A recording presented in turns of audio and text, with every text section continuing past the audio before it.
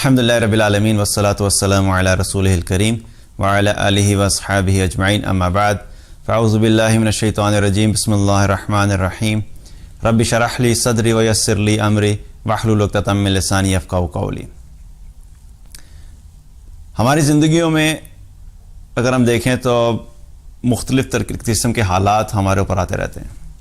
کبھی بھی ہماری زندگی ایک سموتھ پیٹرن پہ نہیں چلتی، کبھی خوشی ہے، کبھی غم ہے، کبھی آسانی ہے، کبھی مشکل ہے، کبھی ہماری خواہش کے مطابق چیزیں ہیں، کبھی ہماری خواہش کے خلاف چیزیں ہیں، کبھی جس وقت ہم جو چیز چاہتے ہیں اس وقت میں ہوتی ہے، کبھی اس وقت میں نہیں ہوتی، اور کبھی کچھ ایسی چیزیں ہوتی ہیں جو ہم نہیں چاہ رہے ہوتے اس وقت میں وہ ہو جاتی ہیں جو اس وقت میں نہیں ہونی چاہیے تھی۔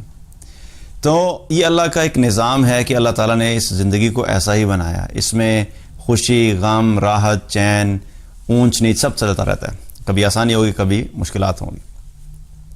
اگر یہ زندگی صرف اور صرف آسانیوں اور خوشی کا انعام ہوتا اور راحتوں کا انعام ہوتا اور اس میں صرف یہی چیزیں ہوتی تو اللہ سبحانہ تعالیٰ انبیاء علیہ السلام کو اور صحابہ کرام رضوان علیہم اجمعین کو وہ زندگی عطا فرماتے کہ جس میں کوئی مشکل نہ ہوتی، کوئی پریشانی نہ ہوتی، کوئی دکھ نہ ہوتا، کوئی غم نہ ہوتا، کیونکہ وہ اللہ کے مقرب ترین لوگ تھے۔ لیکن اگر ان کی زندگیوں میں ایسا نہیں ہوا تو اس چیز پہ یقین رکھیں کہ ہماری زندگی بھی کبھی بھی ایک ہی طرح سے نہیں چل سکے گی۔ کبھی بھی ہماری زندگی میں ایسا نہیں ہوگا کہ صرف اور صرف خوشیاں ہی ہوں، آسانیاں ہی ہوں اور ہماری مطلب کی چیزیں ہی ہوں۔ ہماری زندگی میں بھی حالات اوپر نیچے ہوتے رہیں گے اور یہ اللہ کا نظام ہے، یہ زندگی ایسے ہی چلتی ہے۔ فرق صرف یہ ہوتا ہے کہ انسان جب اس چیز کو سمجھ جائے اور اس چیز کو اس پہ یقین رکھے کہ جب مشکلات آتی ہیں تو اس کے ساتھ اللہ نے آسانیاں بھی رکھی ہوتی ہیں۔ قرآن میں اللہ تعالیٰ نے کیا فرمایا؟ فَإِنَّ مَعَ الْعُسْرِ يُسْرًا إِنَّ مَعَ الْعُسْرِ يُسْرًا، بلا شبہ یقیناً مشکلات کے ساتھ آسانیاں ہیں، اور یقین رکھو کہ مشکلات کے ساتھ آسانیاں ہیں۔ تو یہ اللہ تعالیٰ نے ہمیں قرآن میں بھی بتا دیا کہ زندگی میں ہمیشہ ایسا نہیں ہوگا کہ ہمیشہ مشکلات رہیں گی، کبھی مشکلات ہوں گی، کبھی آسانیاں ہوں گی، اور اس چیز پہ یقین رکھو کہ مشکلات کے ساتھ ساتھ اللہ نے آسانی رکھی ہے۔ ایک وقت ایسا آئے گا کہ جب تم مشکلات میں ہوگے لیکن مشکلات کے بعد اللہ تمہیں آسانیاں بھی دے گا، اور کئی دفعہ ایسا ہوتا ہے کہ مشکلات ہماری زندگی میں ہوتی ہیں لیکن اس کے ساتھ ساتھ آسانیاں بھی ہوتی ہیں، لیکن چونکہ ہم مشکلات پہ اتنا فوکس کرتے ہیں کہ ہمیں اپنی زندگی میں جو آسانیاں اور نعمتیں ہوتی ہیں ان کے اوپر سے ہماری نظر ہٹ جاتی ہے اور ہمیں محسوس ہی نہیں ہوتا کہ ہماری زندگی میں کوئی آسانیاں بھی ہیں۔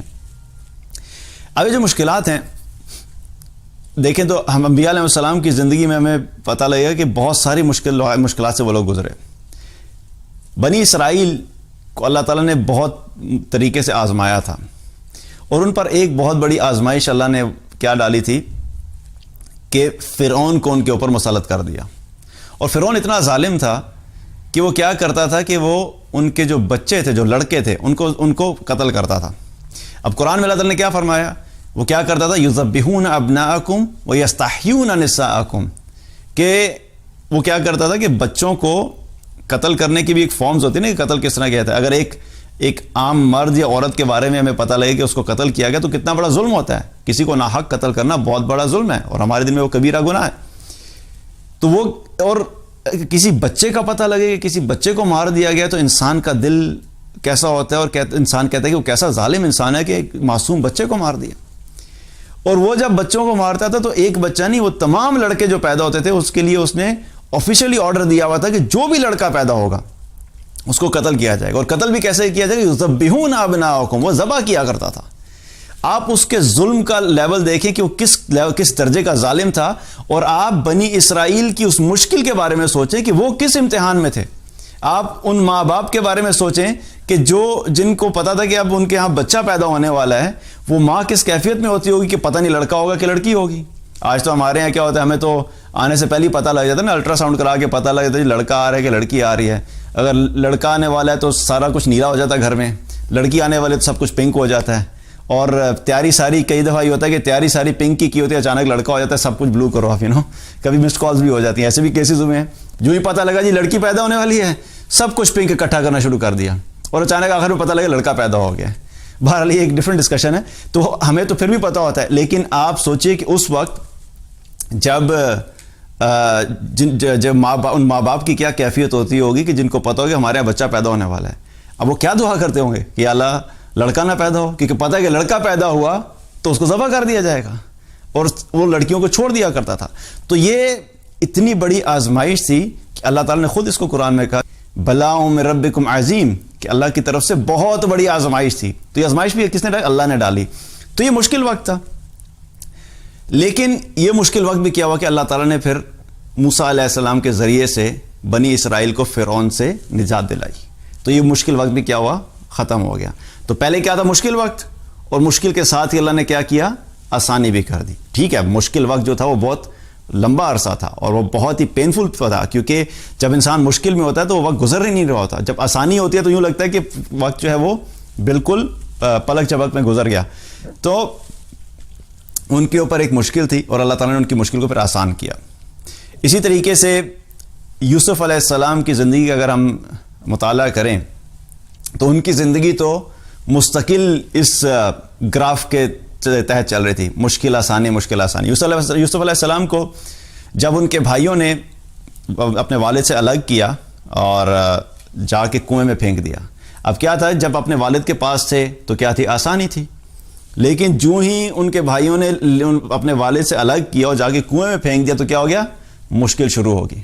اب وہ کنویں میں جب پھینک دیا گیا تو وہ کنواں بھی جو تھا وہ شہر کے درمیان میں تھا, شہر سے تھوڑا سا ہٹ کے تھا, کیونکہ وہاں پر لوگ ریگولرلی پانی لینے نہیں آتے تھے. جو قافلے گزرتے تھے صرف وہ قافلے وہاں سے پانی لیا کرتے تھے.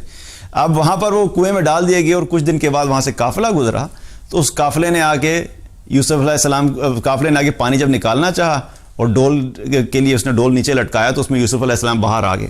اب یوسف علیہ السلام کی آپ سچویشن سوچئے کہ اب وہ جب کنویں میں بیٹھے ہوئے ہوں گے تو ان کے ذہن پہ کیا چل رہا ہوگا کہ مشکل ترین حالات ہیں, نکلنے کے کوئی اسباب موجود نہیں ہے, لیکن انہوں نے اللہ پہ توکل کیا, اللہ پہ بھروسہ کیا. اللہ تعالیٰ نے پھر ان کے نکلنے کا ذریعہ بنایا.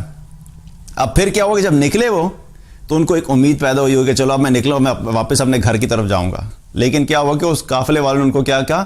اپنا غلام بنا لیا. تو مشکل سے ایک مشکل سے نکلے, اب دوسری مشکل شروع ہوگی. جب غلام بنا لیا, غلام بنا کے لے گئے مصر میں.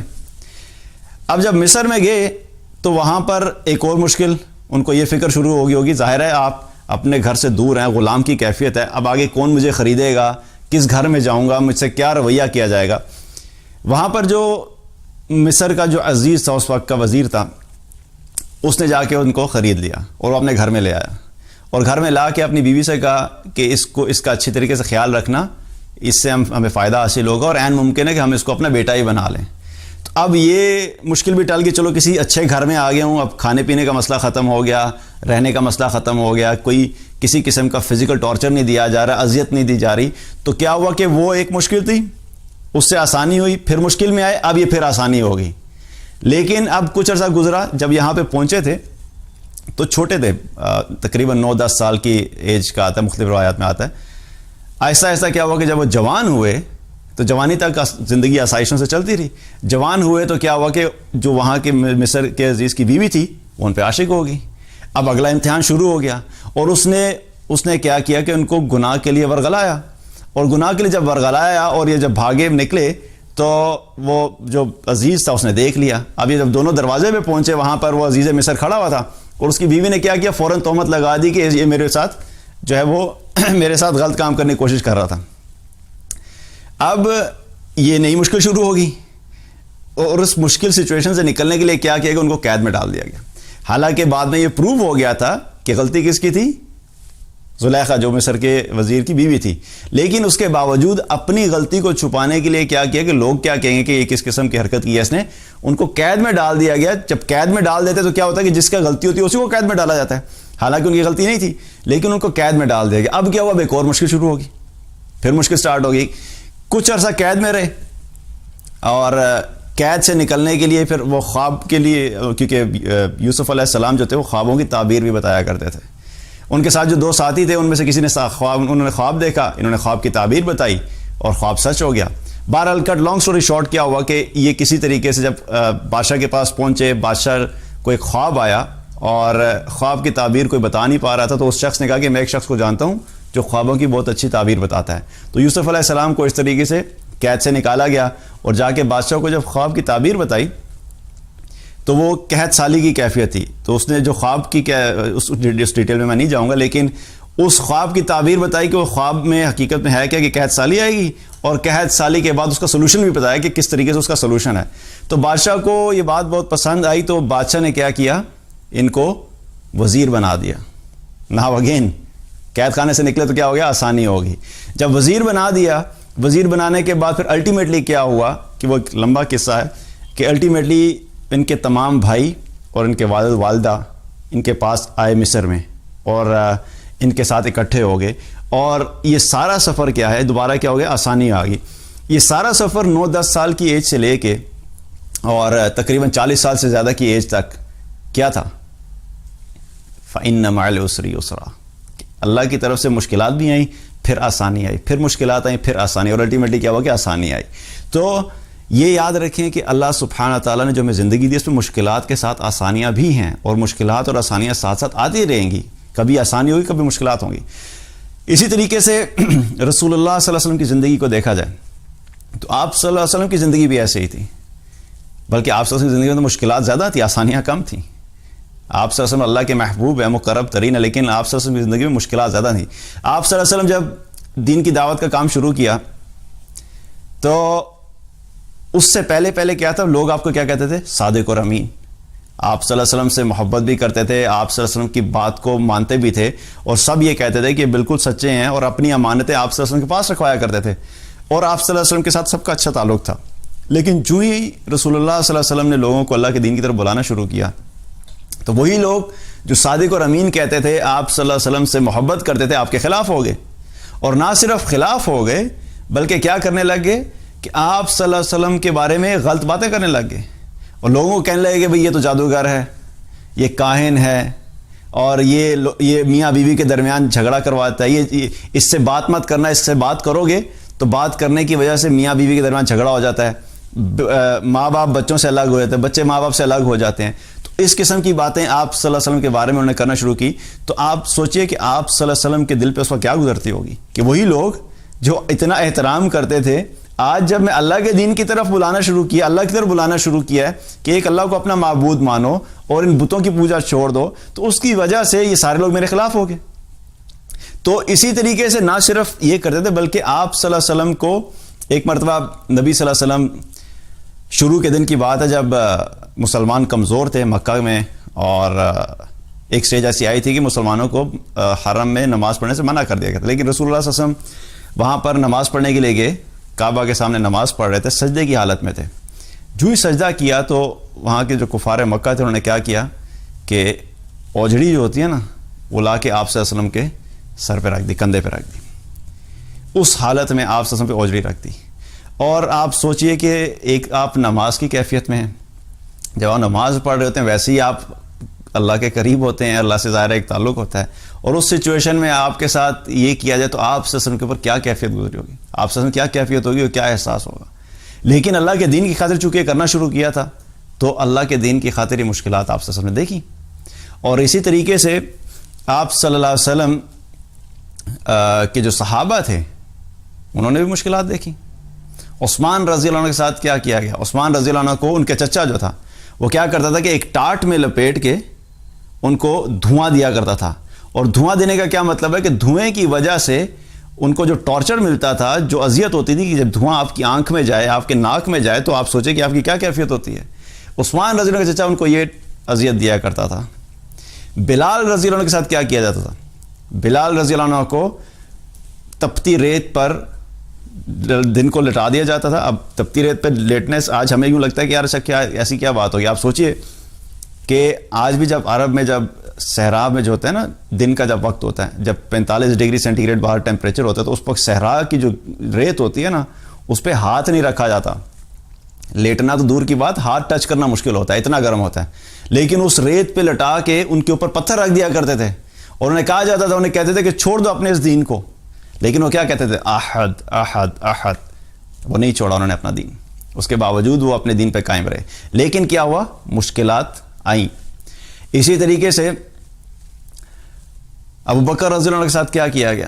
ابو بکر رضی اللہ عنہ کو جو ہے وہ جب وہ آپ صلی اللہ علیہ وسلم کو کفار مکہ تنگ کیا کرتے تھے, تو آپ صلی اللہ علیہ وسلم کو چھڑانے کے لیے وہ پہنچے, تو ابو بکر رضی اللہ عنہ کو مارا, اور اتنا مارا ابو بکر رضی اللہ عنہ کو کہ آپ رضی اللہ عنہ کا چہرہ سوج گیا, اور اتنا چہرہ سوج گیا کہ یہ نہیں پتہ لگتا تھا کہ ناک کہاں سے شروع ہو رہا ہے، چہرہ کہاں سے شروع ہو رہا ہے، اتنا مارا گیا.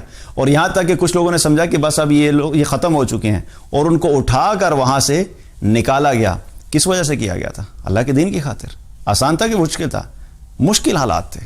اسی طرح مصعب بن عمیر رضی اللہ عنہ جب دین میں داخل ہوئے تو ان کے گھر میں ان کی والدہ نے ان کو بند کر دیا، قید کر دیا. لیکن الٹیمیٹلی جب انہوں نے کہا کہ نہیں میں اس دین کو نہیں چھوڑ سکتا، تو ان کی والدہ نے کہا کہ گھر سے نکل جاؤ.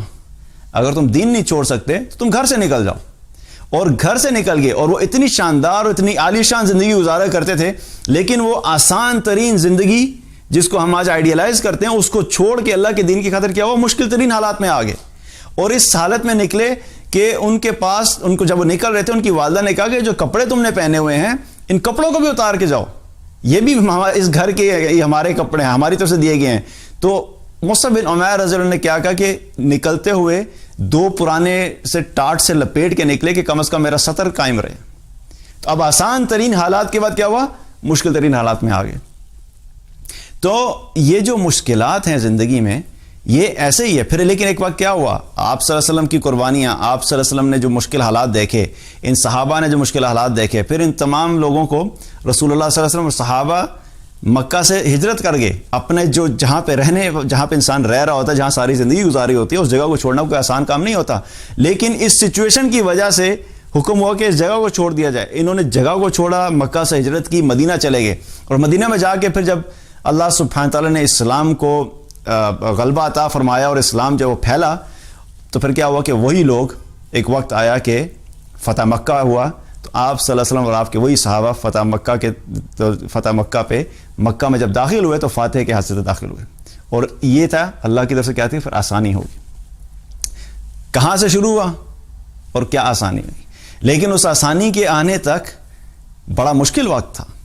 تو اسی لیے ہمارے لیے یہ چیز سمجھنے کی ضرورت ہے کہ ہماری زندگی میں بھی مشکلات اور آسانیاں ساتھ ساتھ ہیں. اور اس آیت میں سبحان اللہ، اللہ کی طرف سے کیا اللہ کی رحمت ہے. کبھی کبھی انسان سوچتا ہے اللہ نے کہا فَإِنَّ مَعَ الْعُسْرِ يُسْرًا، پہلے کس چیز کا ذکر کیا، مشکل کا، پھر ذکر کیا آسانی کا. آپ سوچئے کہ انسانی فطرت بھی ہے، اور ایک کیا ہے کہ آپ جب مشکل حالات میں ہوتے ہیں نا، تو آپ کو جب اس چیز کا یقین ہو کہ نہیں ابھی آنے والا جو دن ہے وہ اچھا ہوگا، تو کیا ہوتا ہے کہ وہ مشکل حالات سے گزرنا کیا ہو جاتا ہے، آسان ہو جاتا ہے. میں آپ کو ایگزامپل دیتا ہوں. جب آپ لوگ ایگزامز چل رہے ہوتے ہیں تو ایگزامز والا جو ٹائم ہوتا ہے وہ کیا ہوتا ہے، آسان ہوتا ہے، مشکل ہوتا ہے، مشکل ہوتا ہے. کیونکہ آپ اسکول جاتے ہیں، واپس آتے ہیں، واپس آ کے پھر پڑھائی، اگلے ایگزام کی تیاری، وہ اگلا ایگزام دیا، پھر واپس آئے، پھر آئے اگلے ایگزام کی تیاری. وہ پورا جو ٹائم ہوتا ہے it's a very difficult time, آسان نہیں ہوتا. لیکن جب آپ کو یہ پتہ ہوتا ہے اچھا ایگزامز کے فوراً بعد ہماری ویکیشنز آنے والی ہیں، تو کیا ہوتا ہے، آپ کو خوشی محسوس ہوتی ہے، آپ کے لیے وہ مشکل وقت گزارنا آسان ہو جاتا ہے. اسی طریقے سے انسان کی زندگی میں کیا ہوتا ہے کہ اللہ سبحانہ نے کیا فرمایا کہ مشکل کے ساتھ آسانی ہے. مشکل کا ذکر پہلے کیا اور آسانی کا کیا کہ اگر تھوڑا وقت تمہارا مشکل گزر بھی رہا ہے تو یقین رکھو کہ ابھی آسانی آ رہی ہے. اور صحابہ کے ساتھ جب صحابہ کے اوپر اتنا ظلم کیا گیا، اتنی اذیتیں دی گئیں، تو یہ ایک وہ سٹیج بھی آئی تھی کہ صحابہ لٹرلی چیخ اٹھے، متا نصر اللہ. رسول اللہ سے فرمایا کہ یا رسول اللہ، اللہ کی مدد کدھر ہے، اللہ کی مدد کب آئے گی. مطلب آپ سوچئے جب اتنی مشکل ہوتی ہے، ظاہر ہے آپ کا گھر سے نکلنا مشکل ہو گیا، آپ کا کھانا مشکل ہو گیا، آپ باہر نکلتے ہیں آپ کو ٹارچر دیا جاتا ہے، آپ باہر نکلتے ہیں آپ کے اوپر مذاق کیا جاتا ہے، آپ کے اوپر جملے کسے جاتے ہیں، آپ کے لیے زندگی اجیرن ہوگی. اور ایک اتنی سچویشن آئی کہ پھر ظاہر ہے انہوں نے بولا کہ یا رسول اللہ، اللہ کی مدد کب آئے گی. ایک نیچرل چیز ہے. ہمیں تو یوں لگتا ہے نا، آج جب صحابہ کے بارے میں ہم بات کریں ہمیں لگتا ہے کہ شاید ان کی فیلنگز نہیں تھیں، ان کو غصہ نہیں آتا ہوگا، ان کو پریشانی نہیں آتی ہوگی، ان کو تکلیف نہیں ہوتی ہوگی. ہمارے ذہنوں میں یہ امپریشن ہوتا ہے، اور ان کے لیے سب کچھ بڑا آسان تھا. چونکہ ہمارے پہ جب مشکل آتی ہے ہم کہتے ہیں یار بڑا مشکل کام ہے. ذرا سا ہاتھ پہ کٹ لگ گیا تو ہم کہتے ہیں پتہ نہیں کب ٹھیک ہوگا. چھوٹی سی مشکل آ گئی تو ہم کہتے ہیں یار پتہ نہیں کب جان چھوٹے گی. ذرا سی بیماری آ گئی تو ہم کہتے ہیں یار پتہ نہیں ہے ان حالات سے کب نکلیں گے. کوئی مالی تنگی آ گئی تھوڑی دیر کے لیے تو فوراً ہم کیا اللہ سے کمپلین کرنے لگے تھے، یار پتہ نہیں ہمارے اوپر اتنے مشکل حالات ہیں، کب ہم ان سے نکلیں گے. لیکن صحابہ پہ جو سچویشن تھی وہ ہماری سچویشن سے بہت زیادہ مشکل تھی، اور اس حد تک مشکل تو وہ بول اٹھے کہ اللہ یا رسول اللہ، اللہ کی مدد کب آئے گی. تو اس کے جواب میں پھر اللہ تعالیٰ نے کیا فرمایا، الا ان نصر اللہ قریب. کہ اس کے نتیجے میں اللہ سبحانہ نے کیا فرمایا کہ سن لو کہ اللہ کی مدد بہت ہی قریب ہے. تو یہ اللہ نے تسلی دی صحابہ کو کہ ٹھیک ہے تم لوگ مشکل حالات سے گزر رہے ہو اور اس وقت ٹارچر ہے, اس وقت تنگی ہے, اس وقت تمہارے ساتھ تمہارا مذاق اڑایا جا رہا ہے, تمہیں گھروں سے نکالا جا رہا ہے, لیکن یقین رکھو کہ اللہ کی مدد قریب ہی ہے. پھر اللہ کی مدد آئی, پھر اللہ تعالیٰ نے ان کی مدد بھی کی اور پھر اللہ تعالیٰ ان کی زندگی میں آسانیاں لے کر آئے. اور وہی صحابہ ابوبکر صدیق رضی اللہ عنہ پھر الٹیمیٹلی کیا ہوا, خلیفہ بنے. عثمان رضی اللہ عنہ خلیفہ بنے. اسی طریقے سے بلال رضی اللہ عنہ کو اللہ تعالیٰ نے بعد میں کیا ہوا, مالی کشادگی عطا فرما دی. تو یہ انہی صحابہ کی زندگی میں پھر آسانیاں بھی آئیں. تو یاد رکھیے کہ دنیا کی زندگی میں مشکلات اور آسانیاں ہمیشہ ایسی ہی رہیں گی, لیکن ہمارا کام کیا ہے کہ جس طرح صحابہ نے اور انبیاء علیہ السلام نے اس سچویشن کو مشکل حالات پہ گزرتے رہے اور اس یقین کے ساتھ گزارا کہ ایک اللہ کی طرف سے آسانیاں بھی آئیں گی, ہمیں بھی اپنے مشکل حالات کو اسی طرح گزارنا ہے. ہمیں گیو اپ نہیں کرنا, ہمیں اللہ سے کمپلین نہیں کرنی کہ یا اللہ ہمارے لیے مشکل ہے, اور یہ یقین رکھیں کہ آسانی آئے گی. اور جب اس یقین سے انسان زندگی بسر کر رہا ہوتا ہے تو پھر انسان کے لیے مشکل وقت سے نکلنا آسان ہوتا ہے. اب ایک ایگزامپل ہم یہ سچویشن لے لیتے ہیں کہ چلیں کوئی شخص یہ کہے کہ نہیں لیکن میری زندگی میں تو کبھی کوئی آسانی آئی ہی نہیں. حالانکہ ایسا ہوتا نہیں ہے کیونکہ ہم دیکھ نہیں رہے ہوتے. پرابلم کہاں پہ آتا ہے کہ جب ہماری ایکسپیکٹیشنز جو ہوتی ہیں وہ ادھر ہوتی ہیں زندگی سے, یا ہماری خواہشات کی جو لسٹ ہے یا ہم جو امید رکھتے ہیں اپنی زندگی میں وہ ادھر ہوتی ہیں, اور جو حقائق ہیں وہ ادھر ہوتے ہیں, پریکٹیکل سچویشن کیا وہ ادھر ہے.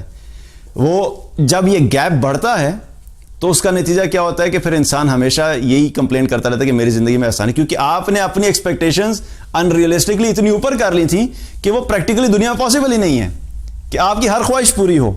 اب انسان یہ کہ گاڑی بھی میں نے فراری لینی ہے, لیکن ہے گاڑی کون سی, ہونڈا سیوک.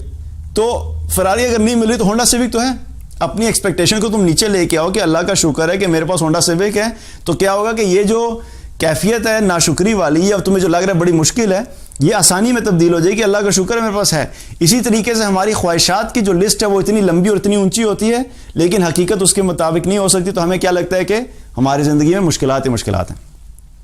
تو اپنے آپ کو پہلی چیز تو کیا ہے کہ ہمیں اپنی ایکسپیکٹیشنز کو نیچے لانا ہے. جتنا نیچے لے کے آئیں گے, جتنے حقائق کے قریب ہوں گے آپ, اتنی آپ کو زندگی آسان لگے گی. مشکلات آئیں گی بھی لیکن آپ آسانی سے گزر جائیں گے. لیکن جب ہم ایک ان ریئلسٹک ایکسپیکٹیشن لے کے چلتے ہیں تو ہماری زندگی کی مشکلات ہمیں اب ضرورت سے زیادہ مشکل لگنے لگتے ہیں. چھوٹی سی مشکل بھی ہمیں بہت زیادہ لگنے لگ جاتی ہے. اب اگر ہم یہ مان لیتے ہیں کہ کوئی شخص ایسا ہے چلیں جس کی زندگی میں مشکلات ہی مشکلات ہیں اور کبھی آئی نہیں آسانی, تھوڑی دیر کے لیے ہم ایگزامپل کے لیے مان لیتے ہیں, تو پھر بھی کیا ہے, یقین رکھیں کہ یہ دنیا کی زندگی جب ختم ہوگی تو انشاءاللہ اللہ کی طرف سے آخرت میں آسانی آئے گی.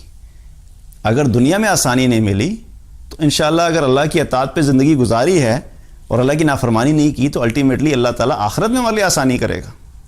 اب ایک حدیث ہے صحیح مسلم کی ایک روایت ہے, اس میں آپ سے فرمایا, اس کا مفہوم ہے کہ قیامت والے دن جہنمیوں میں سے ایک جہنمی کو نکالا جائے گا اور اللہ سبحانہ تعالیٰ حکم دیں گے کہ اس کو جہنم کا غوطہ دلاؤ.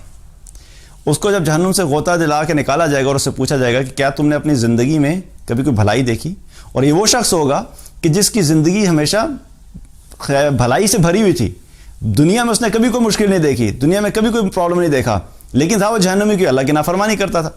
تو جب اس کو جہنم کا غوطہ ڈال کے نکالا جائے گا, اس سے پوچھا جائے گا کہ تم نے دنیا میں کبھی کوئی بھلائی دیکھی تھی, تو وہ کہے گا اللہ کی قسم میں نے دنیا میں کبھی کوئی بھلائی دیکھی ہی نہیں. اسے دنیا کی ساری آسائشیں, ساری نعمتیں, ساری بھلائیاں بھول جائیں گی ایک جہنم کا غوطہ دلانے کی وجہ سے.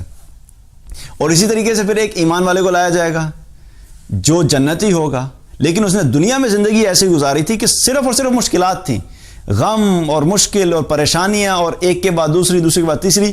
کبھی اس نے دنیا میں کوئی آسانی اور راحت اور کبھی نعمت دیکھی ہی نہیں تھی. تو جب اس کو حکم دیا جائے گا کہ اس کو جنت کا ایک غوطہ دلاؤ, جب اس کو جنت کا ایک غوطہ دلا کے نکالا جائے گا اور اس سے پوچھا جائے گا کہ کیا تم نے کبھی دنیا میں کوئی مشکل دیکھی تھی, تو کہے گا اللہ کی قسم میں نے دنیا میں کوئی مشکل کبھی دیکھی ہی نہیں. اس کو ساری دنیا کی مشکلات بھول جائیں گی کہ جنت کیا ہے, ایسی چیز ہے کہ اس کو دیکھنے کے بعد دنیا کی تمام مشکلات اور تمام مصیبتیں جو ہمارے اوپر آتی ہیں ہمیں بھول جائیں گی. تو اس لیے الٹیمیٹلی کیا ہے کہ ہمیں اس چیز پہ بھی فوکس کرنا ہے کہ اگر دنیا کی زندگی میں مشکلات ہیں بھی اور کبھی ہماری خواہش کے مطابق ہماری زندگی نہیں بھی بن رہی، لیکن ہم اصل تیاری جو کریں ہم اپنی آخرت کی آسانی کے لیے کریں، کیونکہ اصل کامیابی کیا ہے؟ وہ آخرت کی کامیابی ہے۔ فمن زحزح عن النار وادخل الجنۃ فقد فاز۔ اللہ تعالیٰ نے کیا فرمایا کہ اصل کامیاب کون ہوگا؟ جو جہنم کی آگ سے بچا لیا جائے گا اور جنت میں چلا جائے گا، اصل کامیاب وہی ہوگا۔ تو ہمیں اصل کامیابی پہ فوکس کرنا ہے، یہ نہ ہو کہ ہم دنیا کی کامیابی پہ فوکس کرتے ہوئے اللہ اور اللہ کے رسول صلی اللہ علیہ وسلم کی اطاعت چھوڑ دیں، اور اگر دنیا میں آسانیاں مل بھی گئی اور آخرت میں ناکام ہو جائیں، آخرت میں مشکلات میں پڑ جائیں۔ تو اس لیے ہمیں کوشش کیا کرنی ہے کہ ہمیں دنیا میں بھی کوشش کرنی ہے کہ اللہ تعالیٰ ہمیں عافیت والی زندگی دے۔ ایسا نہیں ہے کہ اب دنیا میں انسان اپنے لیے مشکل مانگے یا مصیبت مانگے، ہمیں اس چیز سے منع کیا گیا کہ اپنے لیے مشکلات اور آزمائشوں کو مانگے، ہمیں منع فرمایا گیا ہے۔ ہمیں کیا حکم دیا گیا ہے؟ ربنا آتنا فی الدنیا حسنہ وفی الآخرۃ حسنہ وقنا عذاب النار۔ دنیا میں بھی بہترین مانگنا ہے، آخرت میں بھی بہترین مانگنا ہے، اور آخرت میں جہنم کی آگ سے نجات بھی مانگنی ہے۔ تو اللہ سبحانہ تعالیٰ سے دعا ہے کہ اللہ تعالیٰ ہم سب کو دنیا میں بھی عافیت والی زندگی عطا فرمائے، اور جو بھی مشکلات ہیں اللہ تعالیٰ ان مشکلات میں ہمیں صبر کرنے والا بنائے، اور آخرت میں بھی ہمیں ان لوگوں میں شامل کرے کہ جو کامیاب ہوں اور جنت الفردوس میں داخل ہوں۔ اللہ تعالیٰ ہم سب کو عمل کی توفیق عطا فرمائے۔